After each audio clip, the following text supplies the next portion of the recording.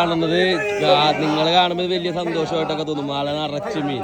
പക്ഷെ ഇത് ഭയങ്കര കഷ്ടപ്പാടാണ് കേട്ടോ. വല മൊത്തം കുത്തി കയറിയൊക്കെയാണ്. ആകെ ഇനി മീനെ പറ്റി നാട്ടുപൊടിഞ്ഞ് ഉപ്പാടാവും. ഇനി മീൻ കണ്ട മൊത്തത്തിൽ ഓട്ടഞ്ഞ് ചതഞ്ഞൊക്കെ കിടക്കുകയാണ്. ഇത് ശീലാവ് വലയിൽ കുത്തി കയറിയ ഒരു കാഴ്ചയാണ് ഈ ബോട്ടിൽ കണ്ട.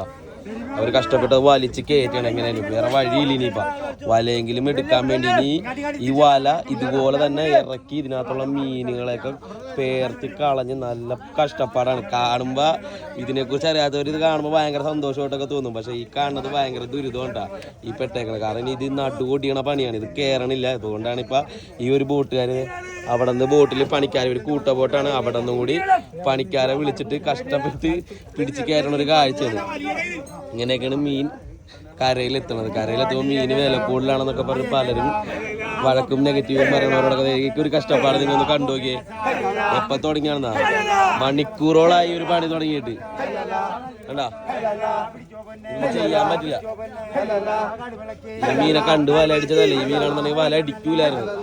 ഇങ്ങനെ അടിച്ചു കഴിഞ്ഞാൽ കണ്ടാ കുത്തി കയറി വന്നേക്കാണ്.